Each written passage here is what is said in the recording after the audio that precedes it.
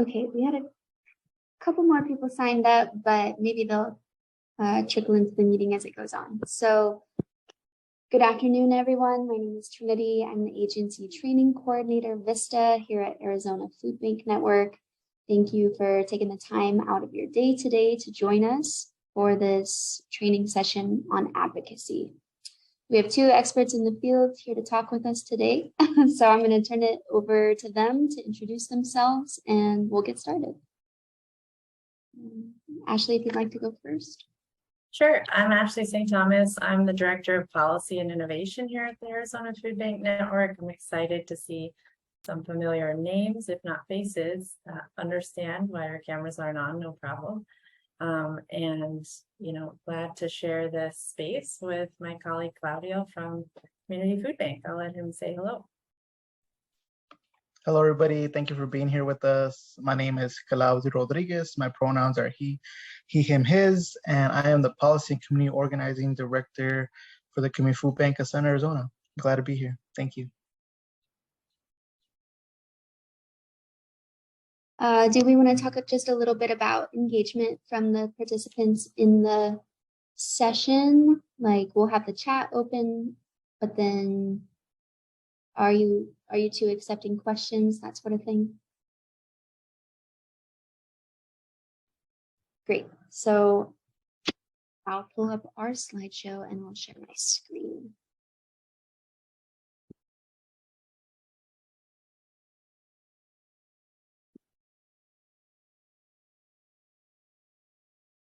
Can everyone see that okay? Okay. So again, thank you for being here. This is a conversation and training session on advocacy, specifically angled for food pantries. So let's begin.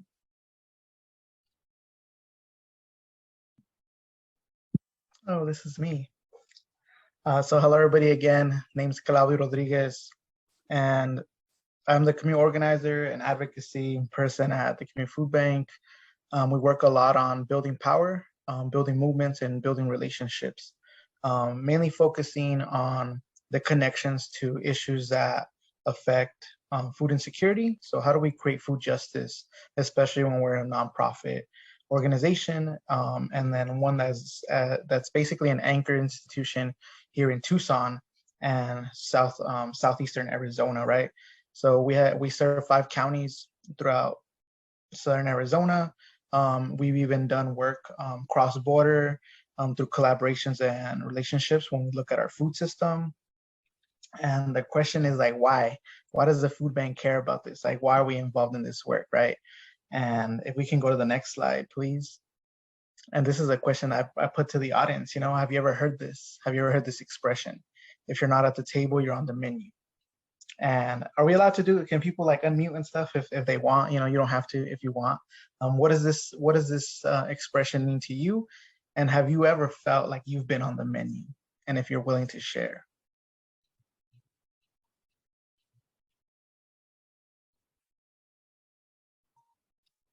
Well, I will jump in case nobody in the audience is comfortable speaking, but certainly I think this is a great quote and it's something we think about a lot here too. So I personally have had some experience with it in previous places of employment where I didn't feel like my voice was being heard for a variety of different reasons. So yeah, I like this quote quite a bit.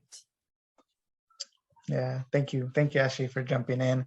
And yeah, the chat, it's a cool phrase. Yeah, and I think a lot of us have felt that way. And I think the way that I like to talk about this too is I've done a lot of work with school gardens. And when you ask the youth and the students, like, what do you want to eat? And they immediately go, well, this is what we're eating on Friday. We're having pizza. Like, yeah, but if you had a choice, what would you want to eat? And obviously the answer is going to be pizza again, right? Because, that's what kids love. But when we look at it, it's like, when we do the surveys and ask them, like, what do you think of school lunches? Do you want them to change? They're like, yeah, we do. So how do we do that, right? And how do you get to the table, to a decision-making table? And that's part of the organizing work that we do, is having people create that political analysis, recognizing their power, but most importantly, exercising their power to become advocates and to change policy. And throughout our work, that's what we've been able to do. If we can go to the next slide, in many ways of this work is basically, how do we get people to do this? How do we get people to join? How do we get partners to join, allies to join? And the simplest way we like to do is this small, like, little recipe of like the roles of an organizer. And this is like what my team and ourselves recognize that this is what we have to do. And the one thing too, right? If you ever want to make change, how do you do it? When you go to the Capitol, do you go by yourself or do you go with the crew?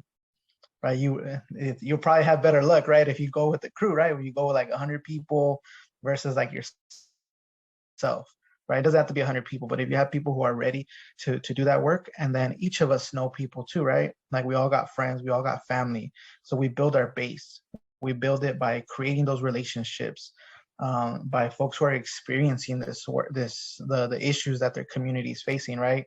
Who would have more impact than someone who knows their story? And who would have those solutions? If,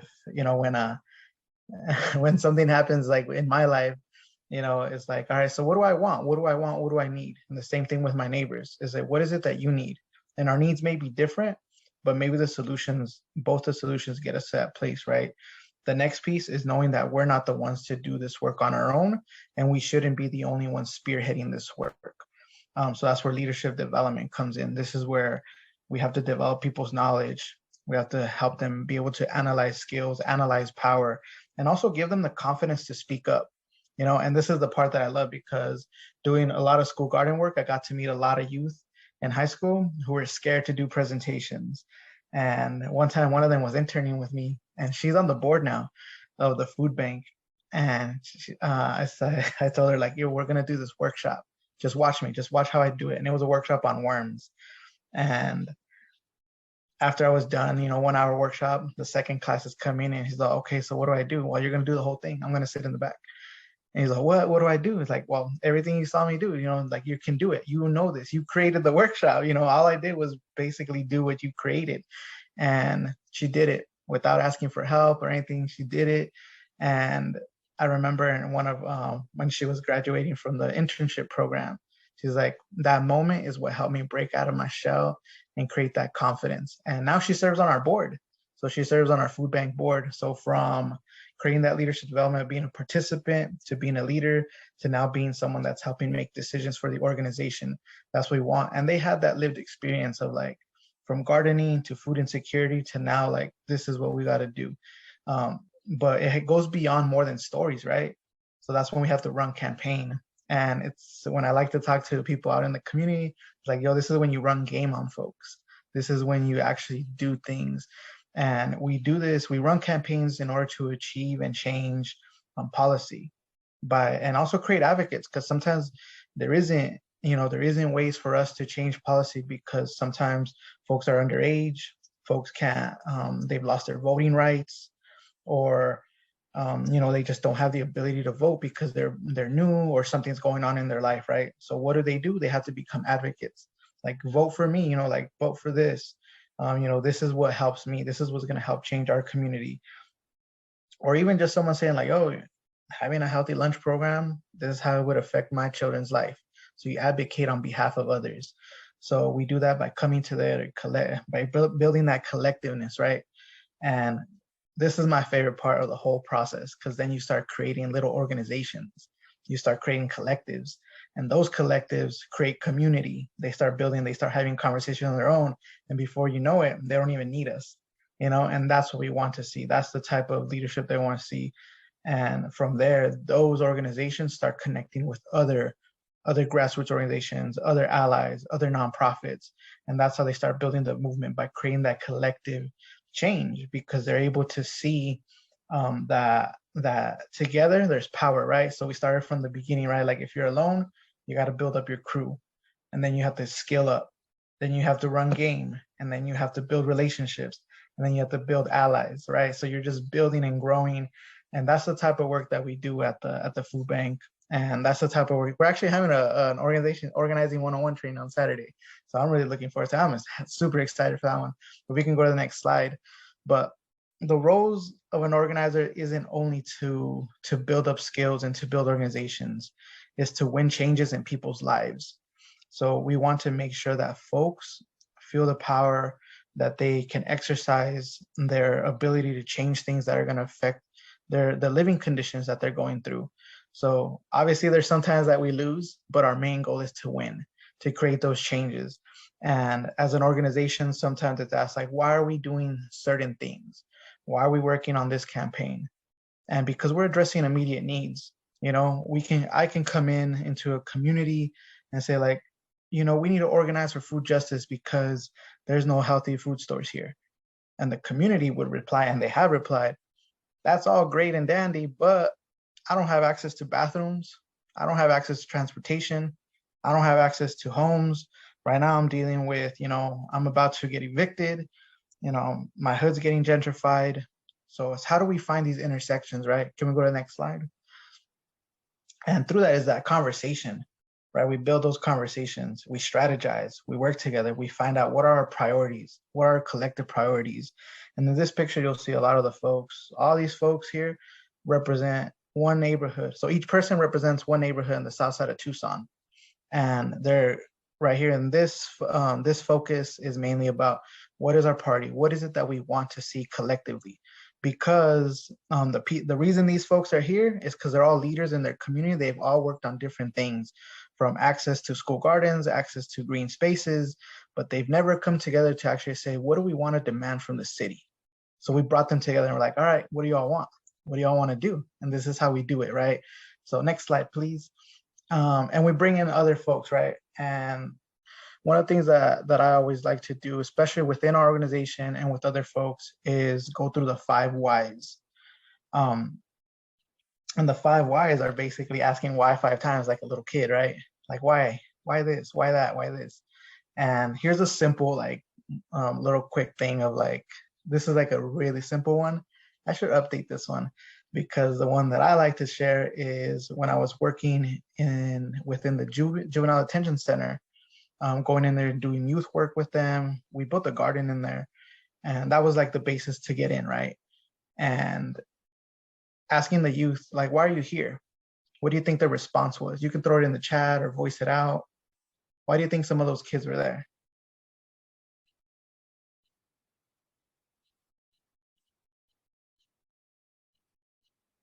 Some of them were in there for What was the stealing. question again? I'm go, sorry. go ahead. Did you say why you think the kids were where? Why were the kids in the juvenile detention center? Why were they arrested, and why were they put in a juvenile detention? Why do you think? Just common answers, Lack of support at the home. Yeah. Mm-hmm. Some of them were runaways. Yeah. Some of them were runaways.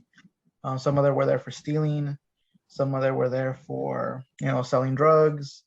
And then I asked them why again. And they're like, oh, well, I needed to find a safe place. I needed to find a place to live, or I needed to eat. And it's like, but basically the second answer was like, oh, I just needed money. And like, why did you need money? Third question. Like, I needed to pay rent, buy clothes, buy food. And why did you have to do that, right? Fourth question. They're like, because there isn't I couldn't find a job, or I'm too young to work, or I don't have the support system that I need. Why not? And they're like, because at the end of the day is like, because of the environment that I live in.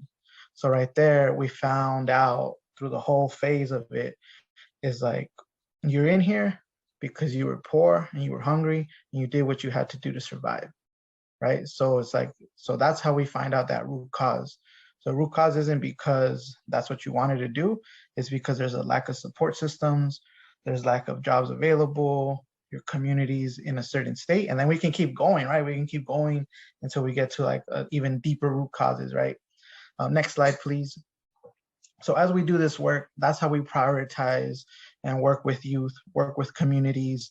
And that's how we develop their leadership and their analysis of like, all right, I'm in this space because these things exist. So how do I address them? How do I hold people accountable? Because one thing too is we talk about food deserts, we talk about the way the community is created and the makeup of the community, but we oftentimes forget that there's someone saying yes to allowing these things to exist. There's someone who said yes to all the food, the fast food chains in my community. There's someone that said yes to all the payday loans institutions in my community. There's someone that said yes to pawn shops. There's someone that said yes to slumlords. There's someone who's saying yes to all these things, right? And we like to start them off young. By the way, we went to New York for a bike summit and talked about accessibility, the lack of access of bikes in our communities, and working with other folks in the nation who are also focused on the same thing. And these kids are amazing. I love that little girl. I don't remember her name, but she called out the whole conference because they had a bike ride the afternoon before. She said, you know what? There wasn't any bikes for me. There was any bikes for my size. So she helped the whole organization recognize that you failed to view my perspective. And that's why I love this picture, because she held everyone in that room. My skin gets like goosebumps. She held everyone in that room accountable. Like, you didn't think about me or my experience or my perspective. Next slide, please. So as we do this, we build coalitions, we build community. And right here we have farmers from Cochise County and some folks from Pima County. They came together. They're sharing tips and tricks, but right here what they're doing is they're sharing skills, they're sharing ideas. And this was actually not organized by us. This was actually organized by the farmers themselves, and they just invited us to come and check it out to see where we can support. But their main thing is like, we need to build markets, not like farmers markets, but we need to build a market to sell our produce. And we also need to be able to be aware of like policies that are happening that are going to affect our water rights that we have here in Cochise County. So they came together, and within that, there's always educational opportunities. There was good food. Folks got to create those connections. And right now they're continuing to meet, and they're going to start to tour each other around at each site, and each site's going to share. So they're building that trust. Next slide, please.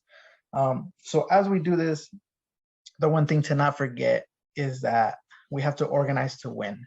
And small victories are what matters, little victories, but we have to celebrate those wins. Never forget to celebrate. Never forget to analyze like what got us there and what we could have done better. In this picture, we have just basically the fight against Tucson Electric Power, who was burning coal in one of the communities on the south side of Tucson.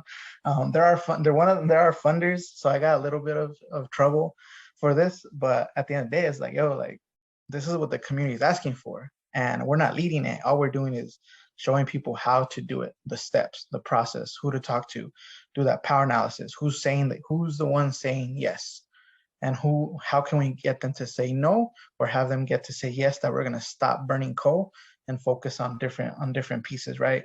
And this took a lot of partnerships, took a lot of stories, and as you can see, it's an intergenerational effort. So you have young folks, older folks who have been involved, but at the end of the day, they all learned that this thing that's in our backyard is affecting us, and this is how we get them to help support us, right?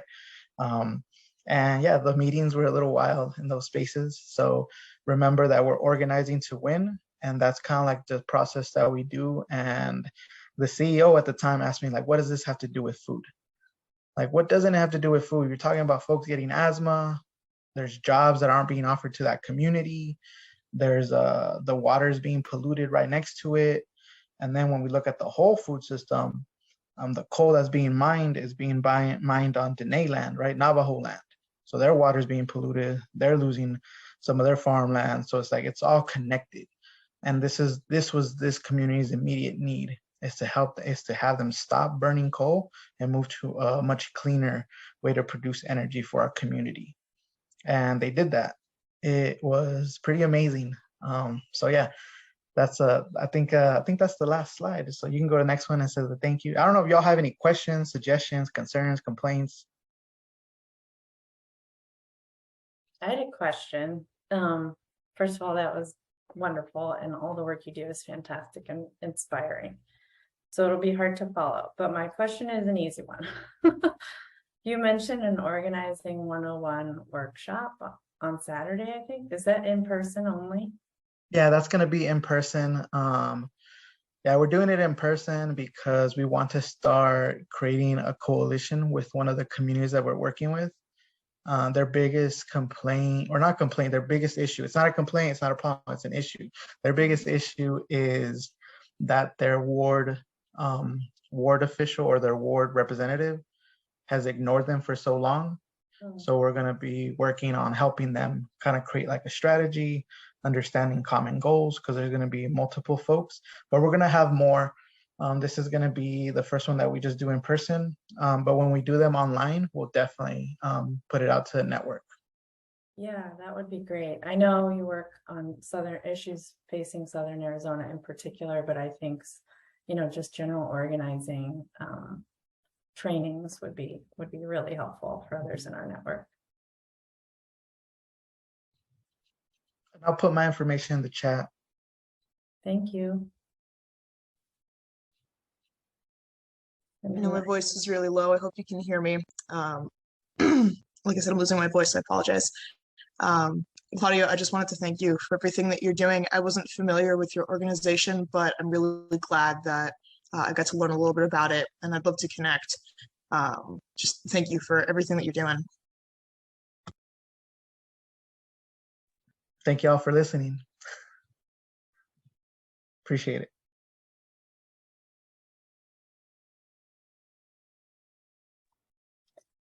Okay, I guess that's me. Once again, it's just so great to get to work with folks like Claudio and all the work that goes on down in Southern Arizona with the community food bank. They're certainly embedded in their community, as it says in the name. So I also just want to thank Trinity for having this, conversation about advocacy, and for anyone who watches the video, we'll have all of our contact information if you have questions. But just a little bit about the Arizona Food Bank Network in case anybody joins who isn't familiar with us. We're a statewide membership organization. We have 5 large member food banks. So that's Community down in Southern Arizona, St. Mary's, which Cass, it's good to see you. In Maricopa County here, they have the largest service area in the state. There are 2 others in Maricopa County, United Food Bank and Honor Health Desert Mission, and then Yuma Community. And collectively, those 5 large food banks get emergency food assistance out through about 1,000 partner agencies in the state, including Nourish Phoenix, where Kat is calling from. So good to get to work with you twice in 1 week, Kat. And then we also do a lot of education and raising awareness for food insecurity and related issues here in the state of Arizona, and work on policy issues as well as direct outreach and programs, primarily in schools, working to increase access to healthy school meals. So you can go to the next slide. So as I said earlier, I'm the policy director, and I get to work on issues, as Claudio put it, at the state and federal level, related to emergency food assistance and federal nutrition programs like SNAP, school meals, WIC, and others. But I put this slide here to I always have to remind myself, and wanted to just bring it into the group why we do this work, right? So these are the latest numbers from Feeding America, and it shows that 1 in 6 kids in Arizona is unsure of where their next meal will come from. So that's about 2 kids in every elementary school classroom, and just that is entirely unacceptable, I think, to everybody on this call. So that's the focus. And we also know that 1 in 9 Arizonans overall in the state struggles with food insecurity, which when you dig down into those numbers, that's more like 1 in 5 in Latino households, and 1 in 4 in Black households, and 1 in 12, I believe, for white households. So the disparities are obvious, and I think that's something that policy can shift the systemic issues, the root causes that Claudio talked about, that lead to food insecurity. Next slide.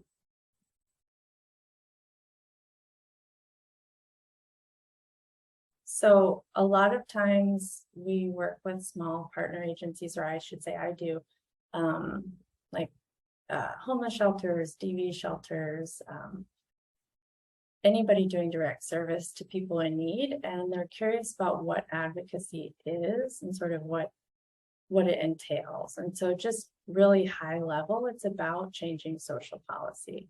And a lot of it, Claudio talked about, involves organizing and talking to the community about their needs and helping them make their case for why those issues should be changed or addressed. But sometimes it's as simple as, encouraging people to register to vote, because obviously one voice, one vote, that's our #1 way to make change in this country. And a lot of it is also educating our candidates, folks who are elected officials.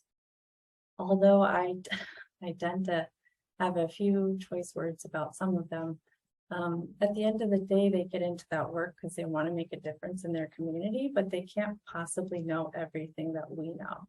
So making sure they're aware of not only food insecurity, but how we think it should be addressed is a key part of our work. And sometimes it involves direct lobbying. And I think that word lobbying scares a lot of people, and understandably. So I'll talk a little bit more about what that means later on, but those are just some of the reasons that we do this work. Next slide. So this is more of an official definition of advocacy, but it's promoting an idea or cause through education, outreach, and organizing. So some examples of nonprofit advocacy include sharing a map of all the food deserts in Arizona with your legislator, or writing a letter to the editor about what SNAP is and how it works, questionnaires to candidates, and I often do a lot of administrative advocacy. We often do here at AZFBN, meaning we work with our state agencies on how they implement programs. So SNAP, formerly food stamps, there are a lot of rules and regulations about how that program can operate. And we can work with the state agency on changes that they can make to make the benefit more accessible. That is also advocacy. Next slide. So these are just some, I wanted to have some photos too, because my slides are word heavy and Claudio's are lovely with photos. So these are just some examples of nonprofit advocacy that AZFBN has been involved in previous years. We've hosted election webinars or about registering to vote and why that's important to folks who are hungry or living in poverty, especially important for folks in underserved communities to vote. That picture on the bottom is our legislative day at the Capitol, which has traditionally been for food banks and our partner agencies, but oftentimes we work with a lot of different organizations that focus on basic needs. So to Claudio's point earlier, a large collective voice is more powerful than just one person. Excuse me. And then I believe that is a tweet that we had at Senator Sinema early in the pandemic about things that need to change and how we needed additional COVID relief dollars here in Arizona. So that is advocacy. And then the next slide, I think, also shows some additional examples. On the left, we put together a playbook every year. We tend to run legislation, or if we think legislation is needed at the state level, we'll work with folks to get changes made. And so that playbook includes information about bills that we have run, and also just sort of the state of hunger here in Arizona. There's photos of elected officials. That was then Congresswoman Martha McSally, excuse me, in the warehouse at St. Mary's. So we'll often invite elected officials to come see food banks and see the reality of what food banks do and what people what clients need at food banks. And then on the far right is a press briefing that we were involved in with a few other partner organizations back when the public charge rule was being threatened. And it was really important, I think, for everybody who could to stand with the immigrant population and say that this isn't going to be tolerated. So that's a lot of the different ways you can advocate for causes that are not direct lobbying. Next slide. Thanks. And like I said earlier, registering to vote or encouraging people to register to vote and then go vote, that's the major next step, is a lot of what nonprofits can do with regards to advocacy that is within, it doesn't jeopardize your 501c3 at all. So this is a slide that I shared with our staff. We recently started, I guess, joined forces, I'll say, with No Borders, No Limits down in Nogales. And they're a wonderful team of folks who get a lot of produce that rescued from across the border and distribute that up to anyone and everyone in need. And so working with our team to get people registered to vote who may or may not have been involved or overly involved in policy issues previously. So this was something I shared with our team. Next slide. So here's the big concern, I think, especially with smaller agencies that are just getting started, is they don't want to be considered doing any lobbying because nobody wants to jeopardize their 501c3 status. Completely understand. But this is what direct lobbying is. It's communicating, number one, with a legislator or staff member directly. Number two, reflecting a certain position on. Number three, a piece of legislation or a bill. So it's important to keep in mind, a lot of times what we do as direct lobbying is ask about funding from the state, federal, or city government. And that is, the budget is in and of itself a piece of legislation. So some examples would be writing an email to your elected official asking them to support or oppose a specific bill, or informing a legislative assistant, or that's a staff member, that we oppose a certain bill to reduce funding or whatever that bill may say. Next slide. And grassroots lobbying. So that's a little bit about what Claudio was talking about. And that's communicating to the public on a specific piece of legislation, taking a specific position and asking them to do that. That call to action of write your elected official, or say, tell them you don't want this, or say no to that. So letters to the editor with specific calls to action, and then, or a web page on your food bank's website that has a form letter, which I'm involved in way more form letters than I think I want to be, but just sign your name and put your address in here and send this to your elected official. That is lobbying. So next slide. So the tricky part is a 501c3 or a nonprofit can engage in those forms of lobbying. It just can't be a substantial part of your expenditures or time. And that's really ill-defined by the federal government and the IRS and tax code. That's substantial part. Excuse me. And I think that is vague intentionally.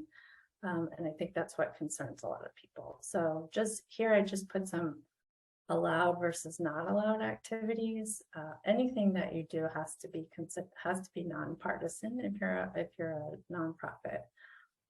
Any candidate endorsement or opposition or anything that looks like that is considered not allowable. That would be lobbying, and that would be a big red flag for your funding. And you also can't use any federal funding for lobbying. So we have some AmeriCorps Vistas here, Trinity being one of them, and certainly can't use any of her time to do any lobbying because she's a federally funded employee.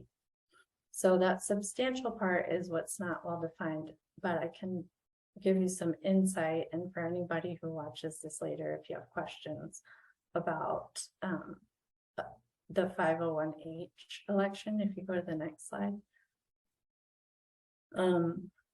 So like I said, that substantial part of activities is not well defined in the US code, but there is a form that nonprofits can fill out to take the 501H election which is a lot of jargony nonsense that if you're interested, I can go into with you, but it's more of an expenditure test, and it does set a cap, a ceiling on annual expenditures for total lobbying and grassroots lobbying. So that table on the side talks a little bit about the cap and the ceiling, but I won't bore everyone with those details. We can talk about that later if you want. Next slide. So these are just some suggestions that we've made to other food banks about lobbying and advocacy, and just remind people that it's really important. I mean, I think policy is at the root of a lot of our wins and losses. And so, if we are getting to the root causes of hunger, which would be poverty, first and foremost, we have to make a change, and that requires changing the law. So we encourage people to advocate within the rules and regulations of the tax code, but we tell you to be truthful and authentic and consistent and reliable. I think the number one thing that I have gotten to do over the past few years working here is to build relationships and to be consistent with them. And I think that goes for any interfacing with an elected official as well as the community. Excuse me. Being nonpartisan, certainly. Developing a scope of work as an organization. If you're a new small agency, you have a great opportunity to do that, where you kind of get to define what kinds of issues you're going to take a position on and develop a framework around those. Because at the end of the day, everything relates to food. Everything relates to food. If a family is faced with decisions about which bills to pay, their healthcare relates to food. If they're, if I could go on, utility bills certainly, but I had a great opportunity to meet with an advocate who has had every barrier thrown in her way to WIC and SNAP. And she just talked about decisions that she had to make for her family that were really, really challenging. And you may look at that and not think that has anything to do with food, but she made those decisions so she could put food on the table. So developing a framework, because a lot of things will come up that I think it's good to have something in place before you jump in and take a position on something. Lines of engagement for your staff, I think that is self-explanatory. We always say if our staff can't engage as an employee of AZFBN, they can certainly engage as a private citizen. Deciding on the role of your board of directors. A lot of our board of directors have a specific sphere of influence, and they can be really helpful in conversations we have with elected officials. There's additional tools online. We have some on our website. This is a great guide to advocacy that's linked in here. And then ask for help. I think, unfortunately, a lot of times legislation is just strategy, and it's about getting the right number of people to vote for the thing that you want to happen or not happen. And so sometimes we have conversations and strategies built around getting one particular vote.